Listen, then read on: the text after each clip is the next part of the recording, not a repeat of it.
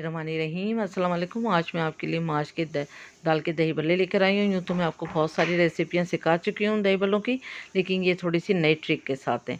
तो रेसिपी पसंद आए तो सब्सक्राइब करें, बराबर में दी गई बेल को क्लिक कीजिए ताकि नई रेसिपी आपके पास सबसे पहले आ जाए। अब आते हैं हम रेसिपी की तरफ। तो यहाँ पर हमने 1 कप दाल ली थी माश की और इसको धो के अच्छी तरह से और सारी रात के लिए भिगो दिया था। अगर सारी रात का भी आपके पास टाइम नहीं है तो आप इसको 4 से 5 घंटे भिगोएं ज़रूर। जब ये अच्छी से भीग जाएगी तो ये बहुत स्मूथ सा पेस्ट हो जाएगा। अब इसको हम अच्छा सा पेस्ट बना के लाते हैं। यहाँ मैंने पीसने के लिए सिर्फ 2 टेबल स्पून ऐड करा था पानी।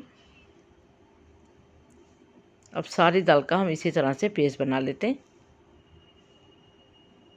तो ये देखें, ये अच्छे से जो है वो पेस्ट तैयार हो चुका है, लेकिन मैं आपको दिखाती हूँ ये अभी थोड़ा सा गाढ़ा है। ये देखें, तो इसके लिए हमने इसमें थोड़ा सा पानी डाला है और फिर इसको हमने फेंटना शुरू कर दिया। ये इतना फेंटेगा कि अच्छा सा फ्लफ़ी हो जाएगा और हमें क्रीमी सा टेक्सचर चाहिए इसका।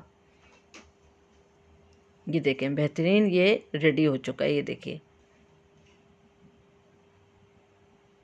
तो ये अच्छा टाइम लगेगा इसको फेंटने में, डिपेंड करता है कि आप कितना तेज़ हाथ चला रहे। तो अब यहाँ पर हमने इसको चेक कर लेना है। एक बॉल में हमने पानी लिया और इसको देखें ऐसे डिप करा, तो देखिए नीचे नहीं बैठ रहा, ये ऊपर जो है तैर रहा है। तो ये रेडी है। अगर आपका इस तरह से ना हो तो आपने इसको मज़ीद फेंटना है। यही इसका तरीक़ेकार है। नमक डाला हमने इसमें 1 टीस्पून। नमक डालने के बाद भी हमने इसको अच्छी तरह मिक्स कर लेना है। बस अब ये रेडी है। इसको फ्राई करें। मीडियम आँच पे हमने ऑयल गरम किया और मीडियम ही आँच पे इसको हमने फ्राई करना है। ना हमने तेज़ आँच करनी है, ना हमने स्लो आँच पे इसको फ्राई करना है। ये देखें, ये अच्छे बड़े हो चुके हैं। अब इसका कलर चेंज हो जाएगा नीचे से, फिर हम इसको टर्न करेंगे। ये देखिए,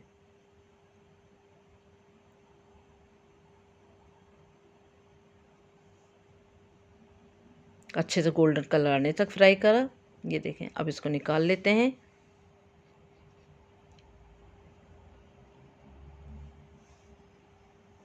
इसी तरह से सारे फ्राई कर लेंगे। ठंडे होने के बाद हमने ज़िप लॉक बैग में इस तरह से स्टोरेज कर लेना है। 2 महीने तक ये ख़राब नहीं होते हैं ज़िप बैग में, लेकिन आपने करना है जिसमें एयर टाइट हो जो।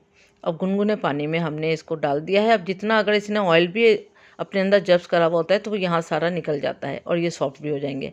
इतनी देर में हम इसका मसाला रेडी करते हैं। तो भुना हुआ पिसा हुआ ज़ीरा 1 टेबल स्पून, कुटी हुई लाल मिर्च 1 टेबल स्पून और अच्छे ब्रांड का चाट मसाला 1 टेबल स्पून। अच्छी तरह करेंगे इसको मिक्स। अब ये मसाला रेडी है। अब इसको हल्का सा प्रेस करेंगे। पानी निकाल लिया। ये देखिए, ऑयल जो है उसी में रह गया। अब दही में हमने ½ टीस्पून जो है नमक डाला। अपने हिसाब से, अपने जायके के मुताबिक आप दही ऐड कर सकते हैं इसमें, जितना भी आप चाहें, लेकिन क्रीमी दही होना चाहिए। पानी की तरह पतला दही नहीं जाएगा इसमें।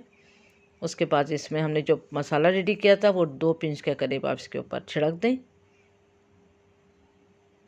और ये देखें, मैंने आपको बहुत बार इमली की खट्टी मीठी चटनी बहुत तरीके से सिखाई है, गुड़ के साथ भी इमली और खजूर के साथ भी। तो आप इसको मेरे पेज पे जाकर ज़रूर देखिए।